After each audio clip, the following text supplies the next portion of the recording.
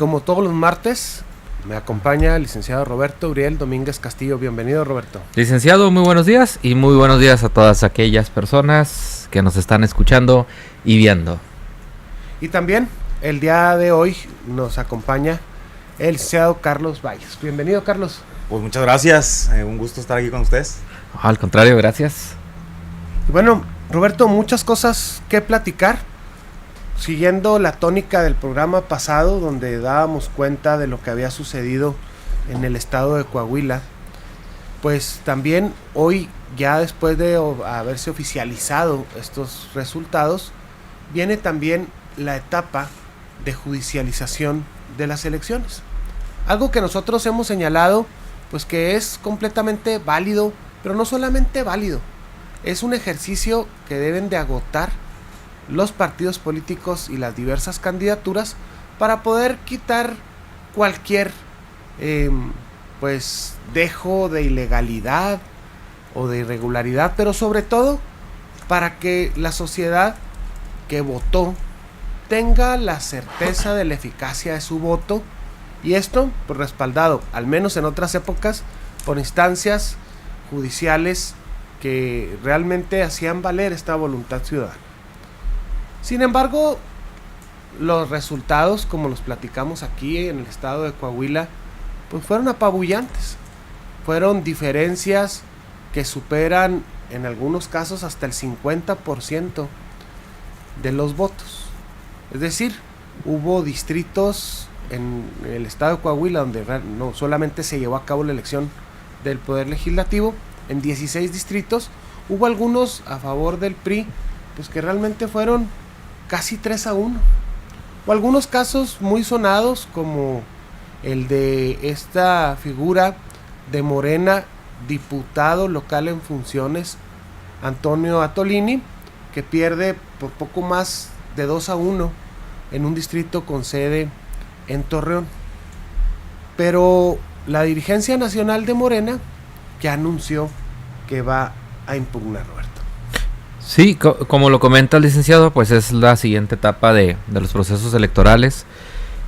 Nosotros, pues ahora sí que la experiencia tenemos muy entendido que una vez que sucede la jornada electoral, pues viene otra etapa que es precisamente esta etapa jurídica que tiene que ver con las impugnaciones que pueden presentar candidatos, partidos políticos, inclusive en algunos casos hasta ciudadanos presentan este tipo de quejas.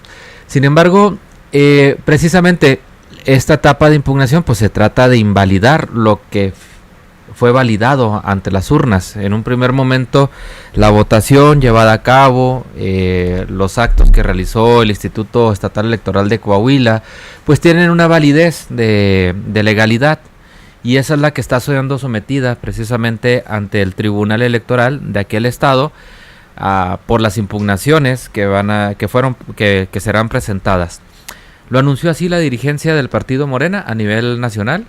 Como lo comentas, en cada una de las 16 diputaciones que fueron sometidas al escrutinio o a la elección esta pasada jornada electoral, pues serán sometidas a un escrutinio de revisión por la parte del órgano jurisdiccional.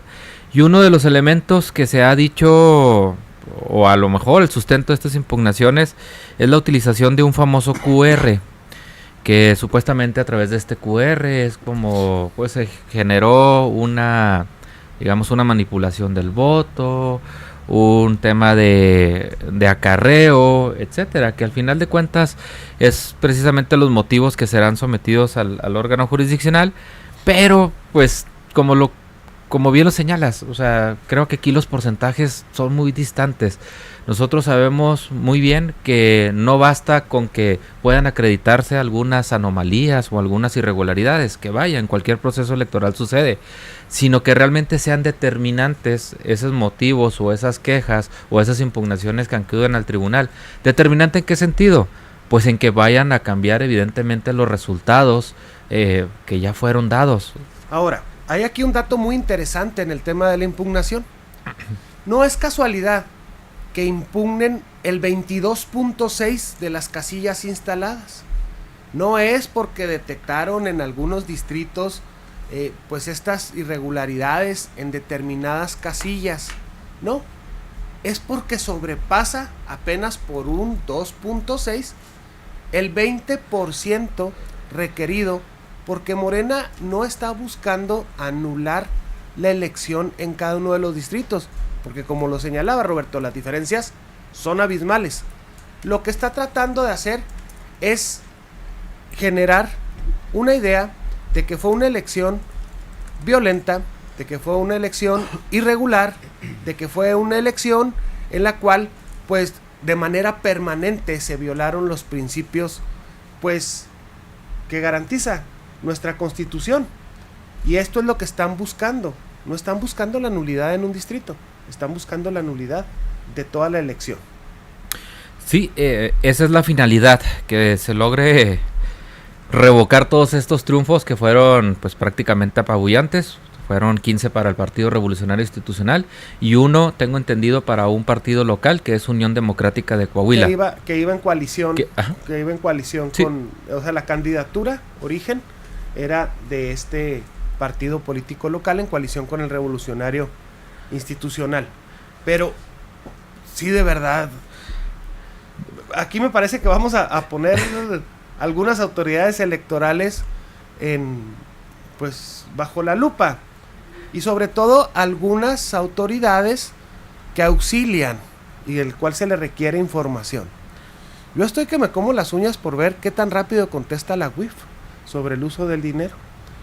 Estoy realmente impaciente por ver cómo las instancias federales pues emiten la información que requieren los partidos políticos cuando de manera tradicional no lo hacen. Y estoy realmente de nervios de pensar cuál va a ser una posible resolución en sala superior. Es más, hasta me ha quitado el sueño pensar que la sala superior pueda traer la elección, porque pues al fin y al cabo es la única que se celebró en el país. Todas estas dudas electorales, Roberto, y estas expectativas de un buen actuar de la autoridad, de verdad, me han robado el sueño. No creas que estas ojeras son por otra cosa. No, claro, o sea, todos estos escenarios que comentas pues son perfectiblemente, bueno, pueden ser llevados a cabo. La sala superior y lo hemos visto cada vez más, digamos, más asiduo o más... ¿Cómo lo podré decir en palabras? Le gusta atraer ciertos procedimientos. Y yo no había previsto este escenario hasta que ahorita lo comentas, pero no me parece nada ilógico. Por el contrario, quizás pueda haber una atracción de la sala superior y para que el centro del país tome decisión sobre la elección que se llevó a cabo en el estado del norte. Exactamente, y de verdad, Carlos, una jornada que deja muchísimas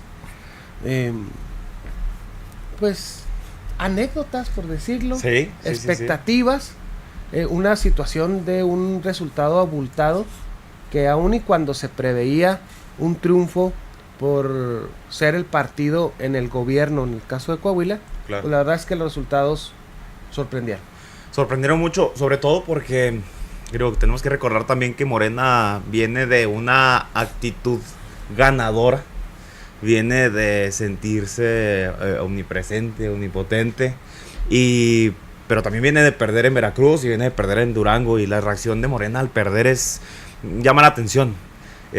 Ahora en Coahuila, con esta derrota tan abrumadora, pues a mí me llama la atención la actitud con la que toman la derrota. Todos los partidos son propensos a perder, son propensos a ganar, pero Morena, de algún modo, con todo el poder que tiene actualmente, creo que lo toma pues como con una suerte de revanchismo, como una actitud, lo voy a decir de alguna forma, berrinchuda, porque si bien es cierto, hay quizá actitudes o supuestas cosas en las que ellos pudieran denunciar una cierta ilegitimidad de la elección, pues me parece como interesante. Sobre todo yo pongo el foco ahí, en la actitud que tienen ahora, que bueno, pues que no tocó ganar. Y es que aparte debe ser muy complejo el que no tienes a quién echarle la culpa más que a la dirigencia nueva. O sea, se estrena la dirigencia, con la única elección que tenías, pierdes 16, pero aparte, supliendo 1 o 2 semanas antes a quien era el encargado y delegado especial de Morena en el estado, Andrés Manuel López Beltrán, a quien no le gusta que le digan Andy. Entonces Andy se va, Roberto, a buscar sus escenarios personales al estado de Tabasco, al Edén, y deja completamente en llamas el estado de Coahuila, y así la dirigencia, así como el meme este de John Travolta, así como que no tienen a quién hacerle caso, y ahora no encontraron al culpable. Sí, regresa, pues dicen que regresa a su casa. Pues Villahermosa es bonito, ¿verdad? No sé si sea un Edén, pero es muy bonita ciudad. Pero pues es un lugar seguro, ¿no? Al final de cuentas eso es un tema, ni siquiera la Ciudad de México, o sea, donde quizás también pudiera haber buscado alguna participación personal, ¿no? Se regresa totalmente al origen de su familia. Pero coincido precisamente con el licenciado Carlos, o sea, llama la atención sabemos que impugnar es parte de un derecho, pero la manera en cómo lo realizas, la manera en cómo lo ejemplificas, pues llama la atención por la derrota del partido Morena en Coahuila, que si bien es cierto ha sido un bastión importante del Partido Revolucionario Institucional, pues también yo creo que los puntos porcentuales, la diferencia de más de 30 puntos, pues es abismal. Sí, estamos viendo entonces todavía la continuación o la conclusión de este proceso electoral en el estado de Coahuila, y pues ya realmente van avanzando a pasos agigantados, porque no debemos de perder de vista que estamos pues a escasos 80 días más o menos para el arranque del proceso electoral federal de 2027, y un poco más de quizás 90 y tantos para Cachichen para el proceso electoral del estado. Y entonces el proceso electoral en el estado, Roberto, inicia el 1 de octubre, ¿no? Sí, así es. Entonces, un mes después del proceso electoral federal. Por eso estamos ahorita todavía escuchando en medios de comunicación y centrando la idea del debate legislativo en una posible reforma electoral, un ajuste a la norma electoral en el estado de Chihuahua, en algunos casos en cumplimiento a algunas disposiciones federales, en otros casos pues aprovechando la posibilidad de tener una mayoría legislativa y hacer adecuaciones a la norma. Que aquí, Roberto, de verdad no puedo ser incongruente sobre lo que hemos dicho en estos micrófonos. A mí me parece que las reformas electorales hechas sobre las rodillas al punto de expirar el término legislativo no siempre salen bien en técnica legislativa y no dejan un buen sabor de boca. Hay otras que se pueden ir cocinando durante el tiempo, que pueden lograr el acuerdo político o al menos la conciencia social de lo que se va a reformar. A eso nosotros lo hemos señalado sobre las críticas de la reforma federal, y hoy pues me parece que también estamos ante la posibilidad de que el Congreso del Estado reforme algunas normas electorales, pues porque quiere y porque puede. Y es bien interesante precisamente este plazo, estos 90 días que la Suprema Corte de Justicia, bueno, que la propia Constitución y que la Suprema Corte de Justicia evidentemente ha validado en este tipo de reformas electorales. Y dirán, pues ¿por qué? ¿Por qué la ley electoral sí tiene un plazo para poder reformarse? Bueno, pues porque necesitamos saber cuáles son las reglas del juego, el juego democrático, el juego participativo. No puedes andar cambiando las reglas, o en este caso las normas o las leyes, pues en pleno partido que se está jugando. Y de ahí la importancia que al menos 90 días antes de que inicie el proceso federal o el proceso electoral local, pues tengamos conocimiento todos los ciudadanos y sobre todo partidos políticos y participantes, sus candidatos, sus posibles candidatos, de cómo van a ser las reglas para este proceso electoral 26-27. Sí, sin duda hacerlo a la prisa, pues nosotros hemos comentado aquí distintas reformas Poder Judicial, vaya. Plan A, plan B, Plan C, B, plan D, plan lo que salió últimamente. Todo. Entonces, las prisas, pues sí, generan esta incertidumbre. Pero lo que sí es un hecho es que 90 días antes tienen que estar aprobadas esas reglas del juego. Y entonces, para la reforma a la ley electoral y al marco jurídico que regula los procesos electorales en el estado de Chihuahua, pues fenece prácticamente con junio, ¿no? Sí, digamos, se tiene este mes, lo que queda de este mes para que pueda ser aprobada la reforma electoral local. Y el Congreso no está en periodo ordinario de sesiones, por lo tanto se tendría que llamar a un periodo extraordinario para desahogar estas iniciativas y posible reforma electoral. Sin embargo, hay puntos que debemos de destacar de estas iniciativas que hemos venido conociendo. Una de ellas tiene que ver con cómo en el estado de Chihuahua se le adiciona una posible nulidad de elección a quienes se le comprueben que tienen nexos con el crimen organizado. Es decir, Carlos, pues Chihuahua señala y más bien hace el revire de lo que a nivel federal se inició como una causal de nulidad por intervención extranjera. Aquí en Chihuahua se le dicen, al menos en la iniciativa, no a los candidatos relacionados con el crimen organizado. Y me parece bien. Yo creo que es algo que tiene que suceder. Es algo que indudablemente, bueno, ahorita estamos con la feria de quitar visas. Y no son pocos a los que se les ha quitado, no por buenas personas, sino porque algo, dicen que cuando el río suena, es que agua lleva. Entonces, digo, yo creo que es importante que se lleve a cabo a lo mejor una reforma de este tipo. Concuerdo con lo que dice el licenciado. El tiempo en el que se adecúan las reformas es importante para que las personas podamos entenderlas, para que podamos jugar con este rol. Ahora, entender cómo se van a hacer estos procesos en los que a quienes se le compruebe, bueno, pues de tal suerte, de cómo, si es solamente a través de una denuncia, si es, no sé. Creo que falta mucho conocer a través de esta nueva reforma el cómo se va a anular a las personas que se les compruebe. Bueno, pues si es de manera explícita, pues... No, pues es que, a ver, me parece que difícilmente va a salir alguien a promocionarse en una narcomanta. Por supuesto.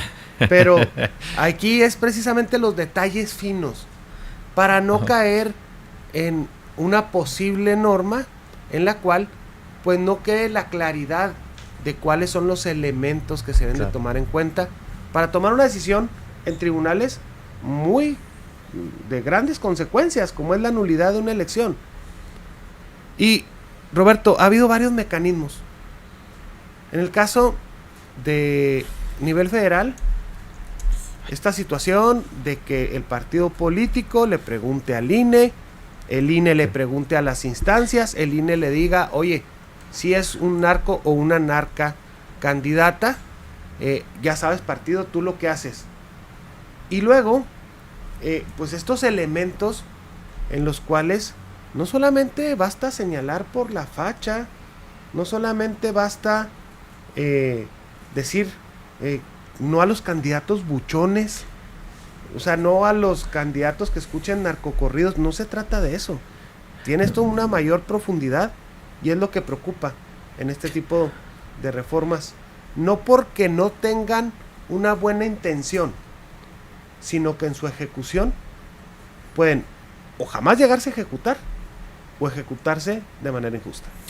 Sí, en el tema ahí de este cambio a nivel federal, pues fue uno de los cambios que estableció el Legislativo Federal y le crearon una nueva comisión al INE, que es precisamente esta comisión para que sea un filtro de cierta forma, porque pues va a ser opcional, va a ser optativo, no necesariamente va a ser obligatorio, pero digamos que es un filtro en el sentido de que estos son mis candidatos y va a haber un proceso de investigación que no realiza el INE, va a realizar otras autoridades de investigación como es la UIF, Unidad de Inteligencia Financiera, el Sistema Nacional de Inteligencia, las fiscalías, etcétera. Van a, digamos, estos son las personas que quieren ser candidatos de determinado partido político y van a realizarse ciertas investigaciones. Esas autoridades de investigación le van a pasar el reporte al INE y el INE a sus partidos políticos. Decía no. Por eso el INE decía no, o sea, no. ¿Por qué me comprometes a esto donde no depende de mí? Pero aparte, pues no es la función del INE ser un buró sobre cuestiones criminales, sobre lavado de dinero fuera de los procesos electorales, sobre si un candidato facturero, porque no solamente pensemos en el candidato con finta de chutamero, ¿sí? O del clásico que usted puede identificar como miembro de un grupo criminal. No, o sea, está el candidato guachicolero, está el candidato facturero, está el candidato que vende fayuca. Vaya, hay una serie de posibles ilegalidades en los cuales pues, puede ser muy subjetivo estas decisiones, pero precisamente sobre la base de una mala reforma electoral, un marco regulatorio deficiente. Sí, no, esta comisión para el INE, pues la verdad es que pues, habrá que esperar cómo lo van a resolver, pero como lo comentas, o sea, el propio INE tampoco la buscó ni la quiso, inclusive hasta renegó de esta nueva función que le están atribuyendo, sobre todo porque queda en un llamado a misa, o sea, es optativo, no es obligatorio que realmente los partidos políticos vayan a presentar su lista de candidatos para que sean investigados. Y luego anunciaron también otra reforma a nivel federal en la cual tiene que ver con la intervención de potencias extranjeras. Vaya término rimbombante. Me parece, Carlos, que se les olvida también que Morena, algo que implementó de manera inmediata desde las candidaturas de Andrés Manuel López Obrador, son comités de mexicanos en el extranjero. Y no son pocas las reuniones que celebra Morena, principalmente en Estados Unidos. Sí, de hecho, creo que suena hasta un poquito contradictorio, ¿no? Que lancen con tanta severidad algo como esto, siendo Morena un partido que, pues, incluso no solamente en Estados Unidos, pero que también, pues, en Venezuela, en Cuba, en Nicaragua, tiene ciertas personas afines. Qué curioso. Creo que... Así como que estaban jugando al, me parece que al turista mundial y... Exacto. Sí, creo que cayeron en esa casilla y ahí decidieron tener amistades. Pero digo, el que tenga oídos que oiga, ¿no? Son países que están profundamente aliados con el sistema de pensamiento que tiene Morena.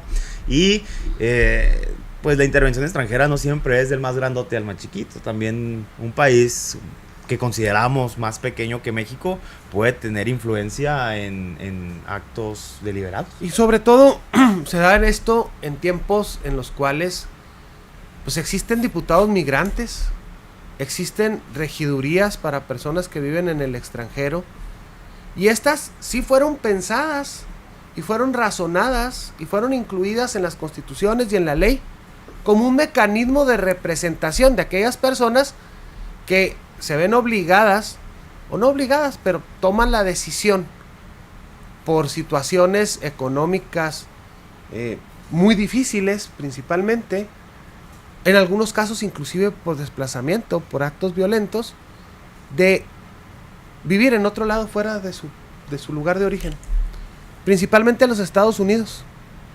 Y entonces tenemos estas funciones de representación de voto de mexicanos en el extranjero, y ahora resulta que la participación de potencias extranjeras causa nulidad. Y volvemos a lo mismo. Estos términos quedan completamente ambiguos a la especulación y por ende, pues prácticamente a la extorsión. O sea, si bien es cierto, el derecho se interpreta, y eso quizás a lo mejor podemos coincidir, también no podemos dejarle un margen tan amplio de interpretación, porque evidentemente esto es una ambigüedad, inclusive es vaguedad, ¿no? O sea, ¿hasta dónde ¿O desde dónde inicia esa intervención extranjera? ¿Un tweet? ¿Un video? ¿Un comentario? ¿Una publicación de un medio de comunicación extranjero? ¿Desde ahí iniciaría a configurarse este tipo de causal? ¿O hasta o cuál es el tope, no? Es el problema, que no sabemos. O sea, ya hay cosas más importantes que regular.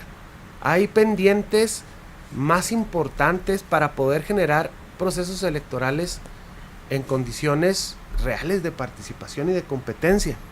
Pero desgraciadamente estamos legislando a las ocurrencias.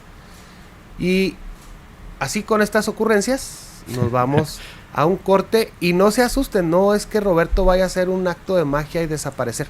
Tiene un compromiso laboral que atender, pero aquí nos quedaremos Carlos y un servidor.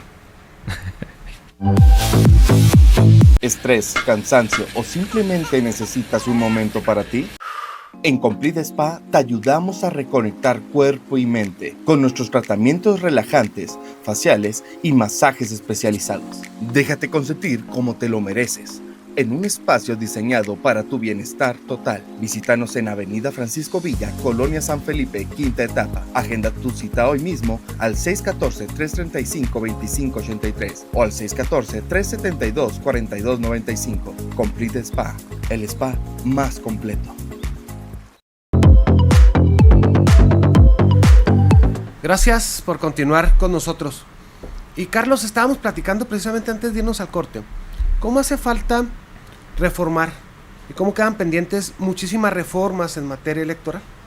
Algo que sin duda va a ser un protagonista de los próximos procesos electorales, pues es el uso de inteligencias artificiales.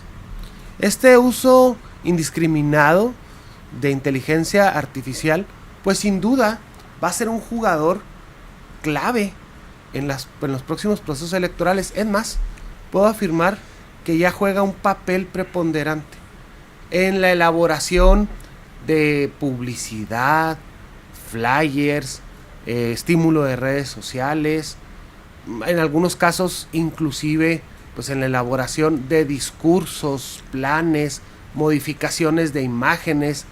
Claro, todo esto utilizado en torno a impulsar un proyecto. Pero tenemos que estar muy conscientes que existe el gran riesgo de este uso de tecnologías para empobrecer, para dañar, para poder confundir. Y el tema de la inteligencia artificial utilizada en los procesos electorales, bueno, pues ¿qué le puedo decir? Si ahorita decíamos y enumerábamos una serie de elementos que están en el tintero, pues el uso de inteligencias artificiales desgraciadamente está sin regular.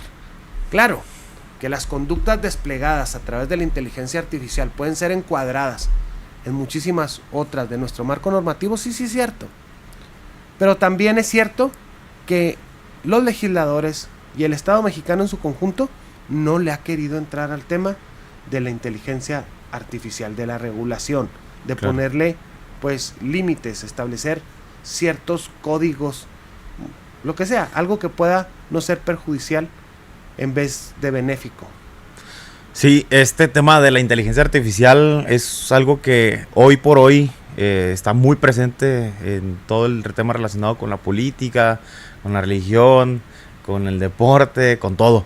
La inteligencia artificial sí va a ser un jugador clave en lo que veníamos hablando. ¿Por qué? Porque hasta fake news se pueden hacer cualquier tipo de cosas, pero creo que el síntoma clave de esto es eso, precisamente determinar criterios de discernimiento que nos puedan ayudar a tener una mejor relación con lo que hoy ya es una actualidad.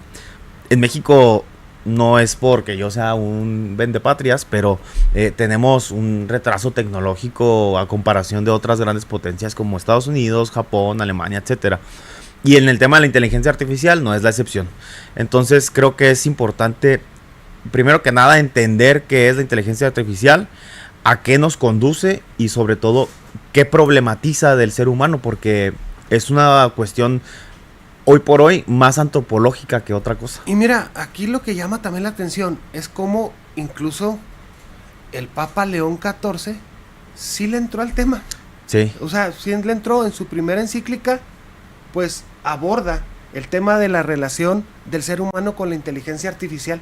Y esto es bien interesante, porque ante la ausencia de regulaciones estatales, pues si hay un ente que es una autoridad para muchísimos millones de ciudadanos en el mundo y una voz influyente, como el Papa sí le entra a esto. Y me parece que es un documento que no solamente los católicos deberíamos de leer, Claro. sino que es un documento desde el punto de vista de uno de los líderes más influyentes del mundo y de un jefe de Estado en el cual asume unas posiciones que realmente vale la pena destacar. Sí. Sobre todo porque me parece que al momento de hacer este análisis sobre la realidad de la inteligencia artificial, pero no deshumanizarla, de cómo la inteligencia artificial debería de ser un instrumento para que el ser humano trabaje menos, no para que se quede sin trabajo, Claro. para que sea el ser humano alguien más informado, no víctima de las fake news. Y cómo en este ejercicio, digo que muchos estábamos esperando esta encíclica Sí. para ver, porque algunos desconocíamos completamente al Papa León XIV. Claro. Sí. Y a través de estas encíclicas es como conoces el pensamiento de los papas. De hecho, la encíclica se llama Magnifica Humanitas, la magnífica humanidad, y hace algo que es increíble porque retoma al Papa León XIII, que en 1891 saca la primera encíclica de la Iglesia Católica que se llama la Rerum Novarum, que en español significa los nuevos asuntos. En ese momento es la revolución industrial con la máquina de vapor. Todo cambia, todo se industrializa, todo cambia, digamos, de un proceso artesanal a un proceso industrial, de procesos donde las personas empiezan a quedar sin trabajo porque todo sale más rápido, porque ya el artesano no tiene el mismo... Y este antecedente es el que se le conoce como la doctrina social de la Iglesia. Exacto, justo ahí, con la Rerum Novarum, la doctrina social de la Iglesia empieza a tomar forma.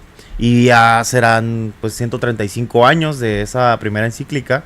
Pero curiosamente, Y curiosa. es de León XIII. Exacto. Y hoy León XIV entra con este proceso. Y justo por eso, porque hoy más que nada se vive una crisis antropológica muy fuerte, en donde las personas, parece ser que ya el ser humano ya no sabe muy bien qué es el ser humano. Incluso si lo ponemos a consideración de quien nos está viendo, pues no tendría por qué ser inteligencia artificial, puesto que la inteligencia es propiamente del ser humano, es propiamente humana, es el intelecto. Y bueno, a veces como que renunciamos tanto a nuestro ser humano que nos metemos ahí en cuestiones densas. Y esto es bien interesante lo que platica, lo que escribe, Sí, lo que decreta el Papa León XIV en cuanto a estas inteligencias artificiales. Pero hay elementos también muy importantes en los cuales, digo, para aquellas personas que le hacen caso, porque la Iglesia Católica prohíbe, la Iglesia Católica... Bueno, pues aquí sí quiero decirles, mamás y papás, que si hay un llamado de atención para el uso de las tecnologías en la infancia. Sí hay un llamado de atención por parte del Papa a que las mamás y los papás alejemos a cierta edad, hasta cierta edad, a nuestros hijos de estas tecnologías. Así que aquellas personas que incluso en misa quieren ponerle el teléfono y el iPad al niño para que no delata, es decir, la nana tecnológica, pues no, el Papa no está muy de acuerdo con ello. no estaría muy de acuerdo. Y sobre todo porque una cuestión muy práctica, y que lo menciona así como decías al inicio, el Papa León fue muy directo. Y él dice, la inteligencia artificial no es neutral. Pero Es qué decir, punto tan interesante ese, Carlos, claro, por supuesto. o sea, la inteligencia artificial no es neutral. La inteligencia artificial hoy tiene un arquetipo de quienes la han creado, porque recordemos que esto es un lenguaje binario, son datos, son algoritmos, y son cuestiones que hoy de manera muy práctica se utilizan para las cosas que compramos, que vemos, en las que nos entretienen, etcétera, etcétera. Y es que se ha creado esta idea de que mi mejor amigo es Chat y le platico absolutamente todo y desconozco quién está detrás del fondeo, qué marcas están patrocinando. Sí. O si en algún momento cualquiera de las expresiones comerciales de las inteligencias artificiales pues van a ser solventadas por ciertas marcas y en el interactuar pues nos van a hacer consumir, porque es algo que nosotros hemos insistido mucho y lo hemos mencionado en este programa. La finalidad de las redes sociales no es que tú tengas más amigos, es que te mantengas más tiempo, consumas desinformación, pero sobre todo seas el objeto de mercado idóneo. Y esto no cambia con las inteligencias artificiales. Al contrario. Entonces una inteligencia artificial te puede llegar a que, como estás confiando y estás dejando que otras personas con tu información tomen otra serie de decisiones, pues ahí está. Y esto me parece que es un punto fundamental de lo que dice el Papa León XIV. Sí. La inteligencia artificial no es neutra. No. Y de hecho toca un punto muy importante, que es actualmente los dueños de las inteligencias artificiales más famosas, ChatGPT, Gemini, Claude, etcétera, son personas que llegan a tener incluso, o de hecho lo tienen, más poder que ciertos estados del mundo. Y esto preocupa porque al tener tanto poder pueden influir de una manera muy fuerte en los países. Pueden determinar elecciones, pueden determinar sesgos de pensamiento, pueden determinar incluso narrativas sociales. Y esto tiene una cuestión muy práctica, que es la inteligencia artificial normalmente tiene el sesgo de complacer al humano. Es decir, si usted se cree muy inteligente porque a lo mejor pone determinados prompts y dice, esto era justo lo que yo pensaba, pues es que de hecho la inteligencia artificial ha determinado con base en su información lo que usted quiere escuchar. Claro. Digamos que es lambeotas. No, lo hemos dicho aquí nosotros en varias ocasiones en este programa. Tenga cuidado, porque estos programas lo que tratan es de agradar. No quiere que le digan sus verdades, porque después lo va a dejar de utilizar. Así como sucede con los amigos. Uno las verdades y luego cae gordo y ya mejor no te hablan. Así pasa con las inteligencias artificiales. Le comentan toda su vida, le están chateando con él y luego, pues ni modo que les va a decir cosas que les van a molestar. Claro. Y entonces, ¿qué pasa esto? Se van deshumanizando. Sí. Y es algo que León XIV, el Papa León XIV, en esta encíclica, rescata y vuelve al centro. Sí. De que el humano sea el centro de estas tecnologías. Y es un documento verdaderamente tan interesante, porque es una defensa a ultranza de la civilización, en el cual ahorita tú lo señalabas, uno de los principales activos para poder dañar a democracias, a gobiernos, etcétera, son los datos, es la automatización, son los recursos, y lo estamos viendo también incluso en las nuevas guerras. Entonces, ¿cómo el uso indiscriminado y sin ningún control de la inteligencia artificial puede convertirse en algo que dañe a la civilización? Y no se trata de que está inspirado el Papa en la película de Terminator, no, pero sí podemos caricaturizar un futuro de la humanidad sometidos simple y sencillamente a que nadie hace absolutamente nada por estar viendo el teléfono. Sí, y ahorita las lesiones cervicales por el celular son cada vez más comunes. Pero hay otros factores ahorita que de manera concreta la inteligencia artificial ya está teniendo un impacto. Para generar, para que usted lo sepa, más o menos un texto de 100 palabras, se requieren alrededor de 5 a 9 litros de agua. La inteligencia artificial funciona con unos servidores grandotes que se tienen que estar enfriando para que puedan soportar la carga masiva de personas. Se dice que actualmente, licenciado, se utiliza la inteligencia artificial en simultáneo alrededor de 387,000 personas. En simultáneo, es decir, estamos gastando muchísima agua al usar la inteligencia artificial. Tiene un impacto ambiental y tiene un impacto también deshumanizante, porque hay, sobre todo en la parte de África, lugares donde personas inteligentes con pensamiento están generando captchas. No sé si alguna vez ustedes han visto los cuadritos donde te dicen, no, dime que no eres un robot, o dónde está el semáforo, dónde está la llanta. Hay casos en donde se contratan a personas a un sueldo bastante bajo y los ponen a determinar y a detectar esas cosas. Entonces eso genera, pues... Sí, trabajos indignos. Exactamente. Trabajos indignos o con sueldos y condiciones deplorables. Y es algo por lo que se preocupa, insisto mucho en esta encíclica, el Papa León XIV, Sí. de cómo utilizar en beneficio de la humanidad este tipo de desarrollo tecnológico. Pero aparte, me llamó la atención varias cosas. Una, como inicia con citas, pues tanto a Benedicto como Sí. a Francisco. Y esto pues no es sorprendente porque al fin y al cabo la Iglesia de manera permanente está recordando y dándole orden a los documentos y dándoles continuidad. Sí.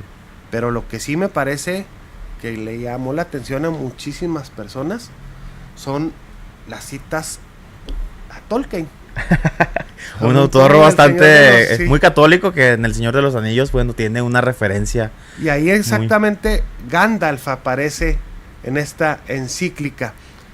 Y entonces es un documento que, a ver, yo soy de una generación que crecimos cautivados por la imagen de Juan Pablo II.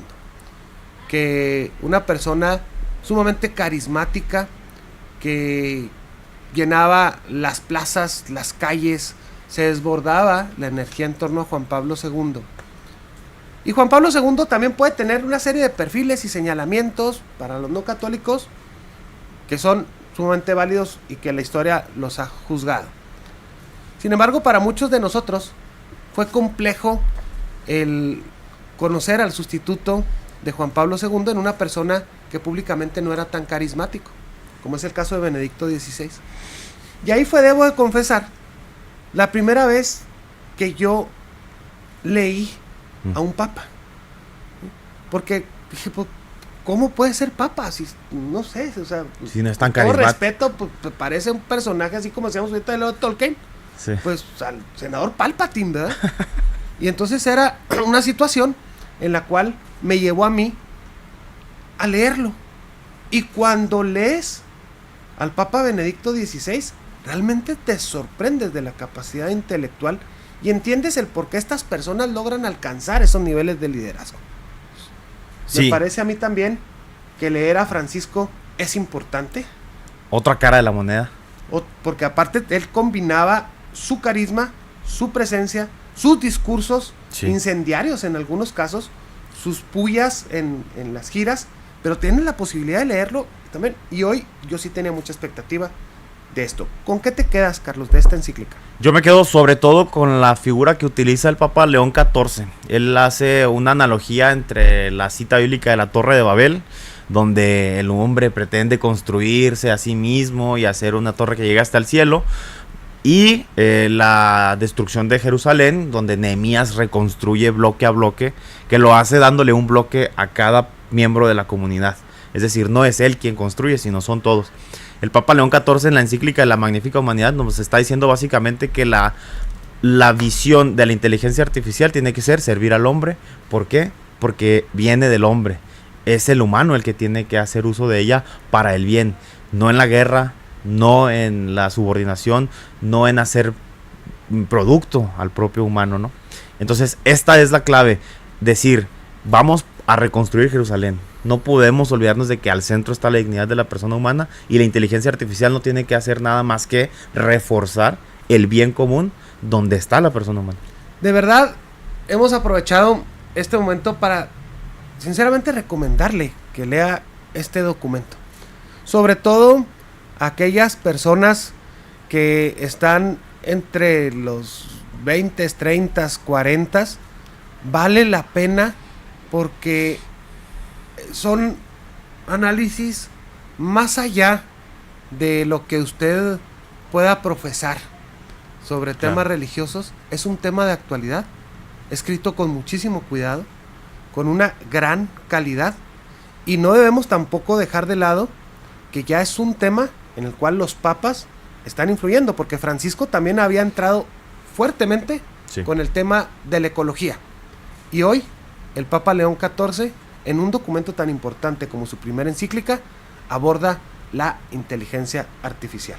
Carlos, ha sido un gusto que puedas participar con nosotros Muchas gracias. de esta mesa. Esperemos que sea la primera de muchas más. El tiempo en radio se nos va como agua entre las manos, y aquí nosotros lo esperamos el próximo martes, en donde hablamos derecho y en contexto.